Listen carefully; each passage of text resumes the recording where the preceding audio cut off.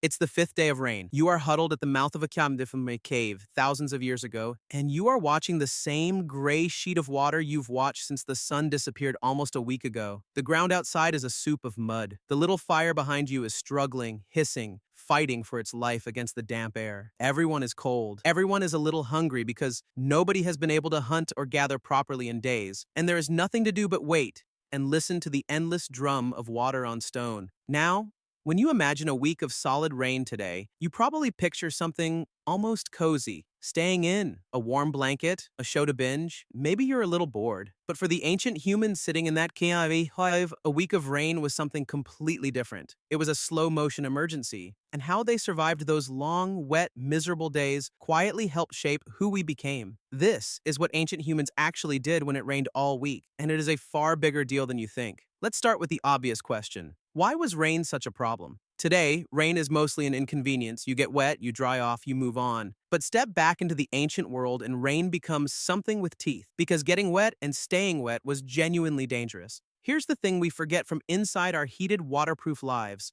Being wet and cold for a long time can kill you. Prolonged exposure to cold, damp conditions leads to hypothermia, where your body loses heat faster than it can produce it. And ancient humans did not have waterproof jackets. They did not have sealed, insulated homes. They had animal hides, which get heavy and useless when soaked, and whatever natural shelter they could find. So a long spell of cold rain wasn't just uncomfortable, it was a direct threat to your survival. Staying dry wasn't about comfort. It was about staying alive. And it got worse because rain attacked the single most important tool ancient humans had: fire. Think about what fire meant to them. It was warmth, holding off that deadly cold. It was a way to cook food, making it safe and easier to digest. It was light in the darkness and protection from predators who feared the flames. Fire was, quite literally, the heart of the group. And fire has one great enemy: water. A heavy, sustained rain could soak your firewood, flood your fire pit, and threaten to extinguish the one thing keeping your entire group warm, fed, and safe. This is why, for a group riding out a week of rain, keeping the fire alive became an absolute obsession. Dry firewood and dry tinder became more precious than almost anything else. You can imagine people carefully guarding a small stockpile of dry kindling, feeding the flames just enough to keep them going, doing everything they could to shelter that fragile, flickering light from the damp. In many groups, tending the fire may well have been one of the most important jobs a person could have. The firekeeper wasn't doing a chore, they were guarding the group's lifeline. Then there's the problem of food. On a normal day, survival meant going out, hunting animals, gathering plants, fishing, foraging. But a week of heavy rain shuts a lot of that down. Tracking animals through a downpour is miserable and often pointless. Many plants and foods are harder to find or reach. Rivers can flood and become dangerous. The whole daily business of finding enough to eat grinds to a halt. So, what do you eat when you can't go out and get food? You eat what you saved. And this is one of the quiet, underrated reasons that storing food became so important to human survival. A group that had gathered a surplus when times were good and stored it somewhere dry could ride out a week of rain without starving. A group that lived hand to mouth, eating everything as they found it, was in serious trouble the moment the weather turned. A rainy week was a brutal test of whether you had planned ahead. It rewarded foresight, and it punished living only for today. In a very real way, bad weather helped teach humans one of the most important lessons of all: save something for tomorrow, because tomorrow the sky might close in for a week. So that's the danger: cold, a threatened fire, and dwindling food. But now we get to the genuinely fascinating part, because being trapped inside for days on end didn't just create problems. It may have created some of the most important parts of what makes us human. Think about the situation. You've got a group of people stuck together in a cave or shelter, unable to go out, with time on their hands and not much to do. Sound familiar? It should. It's basically the ancient version of being snowed in or stuck inside during a storm. And what do humans do when they're stuck inside together with time to fill? They talk, they tell stories, they teach. And this might be one of the most beautiful, overlooked gifts of bad weather. It forced early humans to sit together for hours and hours and just be with each other. In good weather, everyone is busy, hunting, gathering, working, spread out across the landscape, focused on survival. But a week of rain pins everyone in the same space with nothing but time, and in that time, something powerful happens. This was the perfect setting for storytelling, for passing down knowledge from the old to the young, for explaining how the world worked, where the good hunting grounds were, what the dangerous animals did, what the ancestors had done. A rainy week was, in effect, a week-long school and a week-long theater, all rolled into one. The endless downtime may have been one of the great engines of human culture and language. And it wasn't just talking. Being stuck inside is also the perfect time to make things. When you can't go out and hunt, you can stay in and work with your hands. Ancient humans likely used long stretches of bad weather to do exactly the kind of tasks that don't need good weather. Repairing tools, making new ones, working on clothing, scraping and softening hides, crafting. Some researchers think this kind of enforced downtime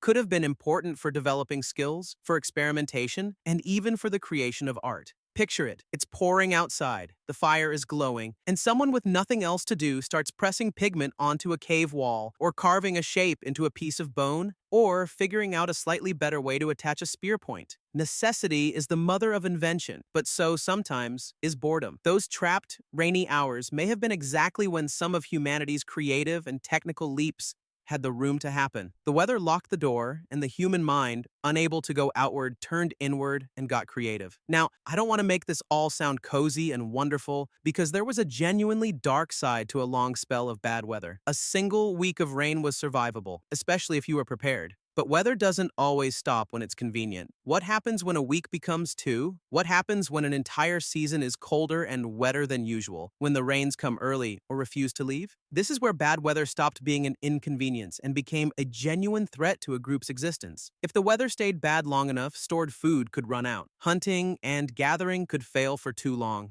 The cold and damp could bring on sickness. And a group that was weakened, hungry, and cold was terribly vulnerable. Prolonged bad weather, a season that went wrong, could and did push ancient groups to the very edge of survival. Some didn't make it through. This is a side of nature we've almost completely insulated ourselves from. For us, a bad rainy season is a news story. For them, it could be the difference between a group surviving to the spring or not. The sound of endless rain wasn't just boring or gloomy to them. Underneath it, there was a real and constant question. How long is this going to last? And do we have enough to outlast it? So when you gather all of this together, a really interesting picture of human nature emerges. Because look at what a simple week of rain forced our ancestors to do. It forced them to get serious about shelter, about building and finding safe, dry places to live, which is the beginning of the entire human project of controlling our environment instead of just surviving in it. It forced them to master fire and protect it, to plan and store food for the future, to think ahead. And it forced them, again and again, into long stretches of togetherness that became the seedbed for stories, teaching, language, craft, and maybe even art. In other words, some of the most fundamentally human things we do,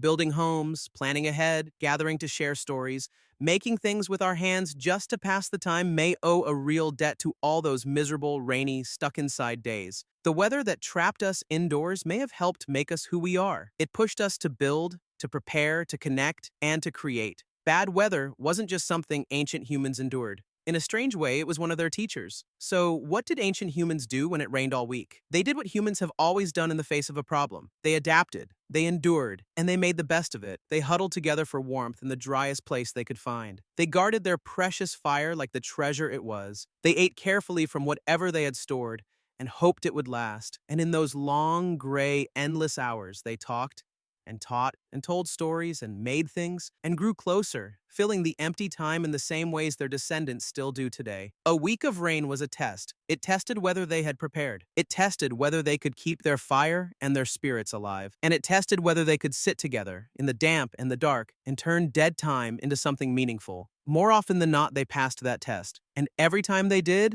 they carried a little more knowledge, a little more skill, and a few more stories forward into the world. So the next time it rains for days on end, and you find yourself stuck inside, watching the water run down the window, feeling that particular mixture of coziness and restlessness and mild boredom, I want you to remember something. That feeling is ancient. That exact situation, being trapped indoors by weather you cannot control, waiting for the sky to clear, finding ways to fill the time, is one of the oldest human experiences there is. When you curl up with a warm drink and a story while the rain falls, you are doing something profoundly, deeply human. You are doing what that family in the cave did thousands of years ago, huddled by their fire, waiting out the storm, telling each other tales to pass the time. The window is new. The warm drink is new. The roof that actually keeps you dry is a small miracle they could only have dreamed of. But the feeling, that mix of safety and confinement, of waiting for the world to reopen, of being cozy and a little bored while the rain comes down, connects you directly to them. Rain still does to us what it always did. It closes the door on the outside world and it gives us back to each other and to ourselves. And maybe that's not such a bad thing. Maybe, just like it was for them, a week of rain is secretly an invitation to slow down, to gather close, to tell our stories, and to wait together for the sun to come back. If you made it this far, you're my kind of person. Hit subscribe, and I'll see you around the next ancient fire. Take care.